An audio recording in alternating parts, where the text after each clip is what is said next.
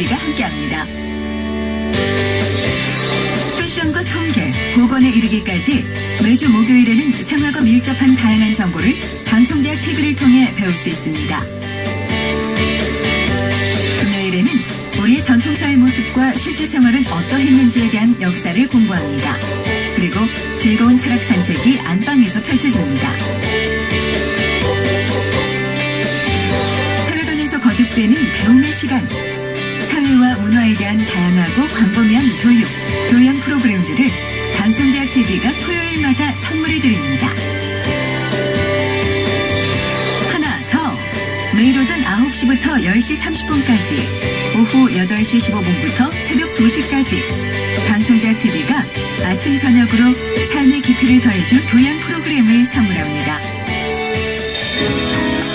방송대학 TV와 함께하는 요일별 색다른 배움의 시간들, 알찬 프로그램과 함께 값진 시간을 만납니다. 지난 시간에 우리가 우리나라 전체 전반적인 그러한 통계와 이 내용을 살펴봤는데, 오늘은 그 국가 통계가 갖는 그 우리 역사 속에서 의미, 미래를 예측하는 의미, 이런 거를 살펴보려고 합니다.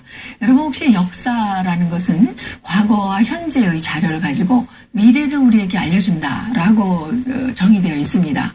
그런데 그러한 그 정의는 우리가 공부하는 통계학의 정의와 또 일맥상통하는 그러한 바가 있습니다. 그래서 오늘은 우리가 국가 통계를 가지고 우리나라가 과거부터 어떻게 변화하고 발전해 왔고, 또 앞으로 미래에는 어떻게 변화해 나갈 것인가 라는 것을 어떻게 우리가 국가 통계로서 예측해 할 수 있는가, 이러한 내용을 여러분과 함께 다뤄보려고 합니다. 여러분, 우리나라의 미래가 궁금하시죠? 저와 함께 지금 미래가 어떻게 달라질까를 살펴보도록 하겠습니다.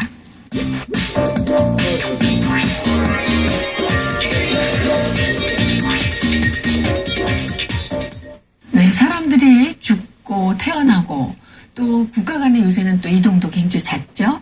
그래서 그러한 것들에 의해서 그 한 나라의 그 인구 구조, 인구가 어떻게 형성되는가, 이런 것이 결정되게 되겠는데, 우리가 이러한 그 한 나라의 미래를 내다보는 데는 이러한 인구 통계에 대한, 인구 구조에 대한 그 정보가 굉장히 중요한 키가 된다라고 할 수가 있겠습니다.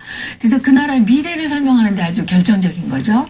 그래서 왜냐하면 앞으로 20년을 내다본다라고 했을 때, 20년 후에 20세가 될 그러한 애들이 지금 현재 태어난 거예요. 그래서 그것은 그 연령군이 코호트가 돼서 계속 우리가 현실적으로 관찰하게 되는 그러한 내용이라는 거죠. 그래서 이러한 것들을 우리가 인구 통계 분석을 통해서 여러 가지 미래를 예측할 수 있는 자료를 얻게 되고요. 그 다음에 우리가 그 한 나라의 경제의 주체가 되는 것이 또 사람들 아니겠습니까? 생산 분야에서 또는 교육 분야에서 모든 그러한 계획에서의 근간이 되는 것이 바로 이러한 인구 구조 또는 인구 통계라고 할 수가 있겠습니다. 그래서 인구 구조 또는 인구 통계라는 것은 우리가 인구 센서스 5년에 한 번씩 실시하는 인구 센서스를 통해서, 또는 사망하거나 태어나거나 또는 결혼할 때 우리가 구청이나 동의에 가서 신고를 하지 않습니까? 그렇게 신고된 행정 통계를 통해서 우리나라의 인구 통계가 이제 구축이 되게 되겠는데, 여러분, 5년마다 실시하는 인구 센서스라는 것은 정해진 시점에 그때 우리나라에 현존하고 있는 사람들을 조사하게 되는데, 최근에 인구 센서스를 우리가 인터넷을 통해서 실시한 바가 있습니다. 그래서 세계적으로 유례가 없는 높은 그러한 반응, 거기에다가 이제 응답한율을 가지고 우리가 크게 보도된 바가 있습니다. 그래서 이러한 통계들을 전체 종합을 했을 때 우리나라의 인구 통계 또는 인구 구조의 내용을 우리가 구축하게 되는 것이죠. 그러면 지금 그래프에 보시는 것처럼 우리가 현재 우리나라에 살고 있는 총 인구가 이제 그래프에 나와 있습니다. 그래서 보면 최근이 2014년에 5,042만, 약 5천만 인구라고 하죠. 그러면 그것을 성별로 구분해서 색깔로 구분을 하고 있습니다. 그랬을 때 남자와 여자가 이제 이렇게 구분이 되어 있고, 연도별로 쭉 어떻게 증감이 이루어졌는가. 그래서 1944년이면 지금부터 70년 전이죠. 그런데 그 사이에 인구가 3배가 늘어난 거예요. 70년 동안 그렇게 인구가 변화됐다라는 것을 이런 그래프를 통해서 한눈에 또 알 수 있다라는 것이 굉장히 중요한 거죠. 그러면 우리가 그 3, 40대 연령별 인구가 이제 굉장히 키가 되는데 그 연령군이 태어날 때는 80만 명씩 그 신생아로 태어났는데 현재 그 2010년대에는 한 해 45만 명이 태어난답니다. 그러니까 출생수가 그만큼 굉장히 반 정도로 줄어들었다.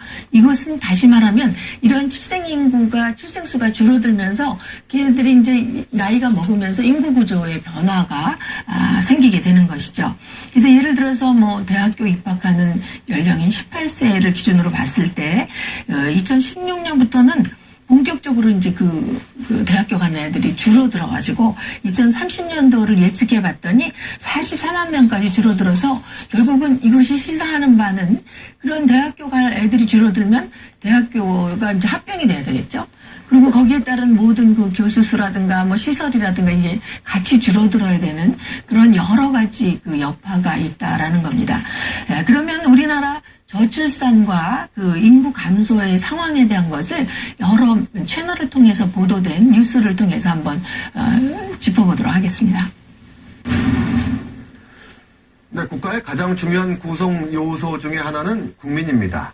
그런데 대한민국에서 대한민국 국민이 빠른 속도로 줄어들고 있습니다. 기본적으로 아이를 낳지 않기 때문입니다. 대한민국의 출산율은 1.19명으로 세계 최저입니다. 상대적으로 일할 수 있는 생산 가능 인구 비중은 높아졌습니다. 덕분에 사회가 부양해야 하는 부담인 총부양률은 18년째 최저점에 머물고 있습니다. 이른바 인구 보너스 기간입니다. 문제는 앞으로 2년이면 이 기간이 끝난다는 겁니다. 가장 경제력 있는 40대 후반 인구수가 2018년부터 감소해 노동과 소비, 투자할 사람들이 줄어드는 이른바 인구절벽이 시작된다는 겁니다.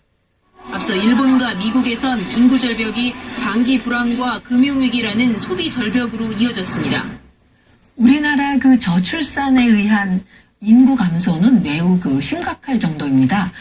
그래서 보면 인구 예측을 우리가 이제 그 생각해 봤을 때 좀 더 다른 예측에 비해서 인구 예측은 정확하다라고 평가받고 있는데 그것은 사실 앞으로 10년을 예측한다 그러면 현재 10년 후에 10살이 될 애들이 태어나는 거죠. 그래서 그러한 그 코호트를 가지고 분석해서 예측하기 때문에 굉장히 정확할 수 있다. 이러한 것 때문에 이제 우리가 그 인구 통계에 의한 미래 예측이 굉장히 중요하고 또 정확하다라고 하는데 우리나라를 봤을 때 평균 수명, expected life가 굉장히 길어지고 또 출산율은 낮아짐에 따라서 젊은 연령층이 점점 줄어드는 그러한 것을 우리가 생각해 볼 수가 있습니다. 그리고 마찬가지로 젊은 연령층이 줄어들면서 생명은 연장됐기 때문에 고연령군의 그룹이 굉장히 점점 상대적으로 커지는 그러한 변화를 우리가 예측할 수 있죠. 그래서 우리나라의 그 미래의 어떤 핵심 키워드는 저출산 고령화다. 이걸 굉장히 많이 여러분이 들으셨을 겁니다. 그래서 이러한 그 인구 구조의 변화는 우리 생활을 변화시키고 또 우리 그 사람들이 이제 산업 현장에 가면 그 노동력이 되지 않습니까? 그래서 산업의 구조 자체도 이러한 인구 변화에 의해서 영향을 받아서 변화할 것이다 라고 우리가 생각할 수 있습니다. 그래서 좀 더 구체적인 예를 들어본다면 출생하는 아이들이 줄어들면 그 아이들에 관련된 용품들, 예를 들어서 분유라든가 어린아이의 옷이라든가 뭐 이런 그 관련된 산업들이 점점 줄어야지 되겠죠. 소비가 덜 되기 때문에. 그래서 그러한 것들이 바로 산업 구조랑 직결이 되고요. 그다음에 아까도 말씀드린 것처럼 학생 수가 줄어들면은 그거에 따른 어떤 그 대학이나 학교 시설 이런 것들이 점점 줄어드는 겁니다. 그래서 여러분이 아마 최근에 아파트 단지에 그 학교를 의무적으로 그러니까 시설을 하게 되어 있는데 학생이 없다라는 거죠. 그래서 그 학교를 과연 세워야 되느냐 이런 것들이 사회적인 이슈가 되는 것을 많이 들으셨을 겁니다. 그래서 이러한 인구 구조의 그 변화라는 것을 우리가 어느 정도 기본 자료를 가지고 예측할 수 있는데 이러한 기본 자료를 통해서 정치 사회 구조도 같이 변화해야 된다. 즉 좀 더 구체적으로는 정치적으로 또는 사회적으로 어떤 그 국가적인 플랜을 세울 때 그것이 달라져야 된다라는 것이죠. 그래서 1970년대, 80년대에는 그 인구가 굉장히 팽창해 있었습니다. 그래서 그 베이비 부머들이 이제 아기를 또 낳아서 세컨 제너레이션에서 인구가 굉장히 늘어나서 이대로 가면 우리가 뭐 먹고 살기 힘들다 뭐 이런 말로 많이 표현을 했는데 그때는 이제 패밀리 플래닝 그러니까 가족 계획을 막 국가에서 권장하고 하다못해 애를 하나만 낳는 집은 아파트 분양권에 특혜도 줄 정도로 굉장히 애를 덜 낳는 것을 장려했었습니다. 그런 반면에 지금은 어떻습니까? 아기를 많이 낳으면 뭐 장려금도 주고 학교에 특혜도 주고 뭐 여러 가지 그 플랜이 있죠. 그래서 제 개인적인 경우도 1991년에 제가 늦둥이로 셋째 아이를 낳았는데 의료보험이 셋째 아이에 대해서는 커버가 되지 않는 거예요. 그런데 지금은 셋째 아이를 낳으면 막 상품도 주고 경품도 주고 무슨 축하 격려도 해주고 뭐 여러 가지 혜택이 있다라는 거는 25년 사이에 그만큼 인구 구조가 변화했고 그거에 따른 그 나라에서의 정책도 변화됐다라는 것을 아주 실감할 수 있는 그러한 예가 되겠습니다. 그러면 이런 인구 구조를 한눈에 알 수 있는 인구 피라미드를 우리 같이 한번 살펴보겠습니다. 여러분 인구 피라미드는 인구 각 연령군별로 막대 그래프로 나타낸 것인데 지금 보시는 것처럼 이렇게 성별에 따라서 이렇게 색깔을 달리해서 비교해 볼 수가 있죠. 지금 이 그래프는 1955년도니까 아주 옛날인데 아주 전형적인 피라미드입니다. 즉 저연령군은 굉장히 숫자가 많고 그다음에 고연령으로 갈수록 점점 줄어드는 그런 형태이죠. 몇 년이 지나서 2013년도 이제 인구 피라미드를 보면 형태가 달라지지 않았습니까? 여기서 보면은 중간대 30, 40대가 굉장히 피크를 이루고 저연령군이 굉장히 줄어든 그런 항아리 모양의 형태의 인구 피라미드를 볼 수 있는데 이것은 앞에 피라미드의 전형적인 형태가 저개발국이라고 봤을 때 이러한 경우는 아주 개발 국가들은 이런 식으로 선진국형의 항아리 모양의 인구 피라미드를 이루고 있는 것을 볼 수도 있습니다. 그러면 이것을 근거로 해서 이제 40년, 30년을 예측했을 때 지금 보시는 것처럼 또 항아리에서 다른 형태의 항아리 형태로 바뀐 것을 여러분이 보실 수가 있죠. 그래서 지금 보시는 것처럼 위에 고연령이 이렇게 홀룩 튀어나온 그러한 형태를 이루고 밑으로 갈수록 점점 줄어드는 그런 형태의 인구 피라미드를 우리가 또 보실 수가 있습니다. 그래서 이런 인구 구조의 변화가 바로 여기에 나타나져 있고 이것을 근거로 우리가 분석 결과를 토대로 해서 나라의 플래닝이라든가 정책 이런 것들이 세워지게 된다고 할 수가 있겠습니다. 그래서 이렇게 줄어드는 것은 여러분 잘 아시다시피 가족 계획이 이제 더 이상은 이제 캠페인이 안 되고 있지만 혼인 연령이 점점 늦어지고 또 젊은 분들이 이 아기를 안 낳으려고 하고 그 이후에는 뭐 교육비가 많이 들고 뭐 아기 맡기기 힘들고 뭐 여러 가지가 있겠죠. 그래서 이런 사회 전반적인 요인들을 해소했을 때 우리가 사람들이 출산을 독려할 수 있는 그런 사회적인 환경이 되지 않겠나 이렇게 생각이 됩니다. 그러면 이러한 인구 구조의 변화는 학교 다니는 애들의 감소가 발생하게 되고요. 그러면 학교의 학생 수라든가 학급당 학생 수 뭐 이런 것이 감소로 이어지게 되겠고요. 대학의 경우도 앞에서 말씀드린 것처럼 대학을 합병해야 될 정도로 구조조정이 이루어져야 된다라는 겁니다. 그 다음에 또 이어서 우리가 대학을 졸업했을 때 취업에 대한 것을 살펴봤을 때도 노동력의 볼륨이 크게 감소해서 노동력의 고령화가 이루어질 것입니다.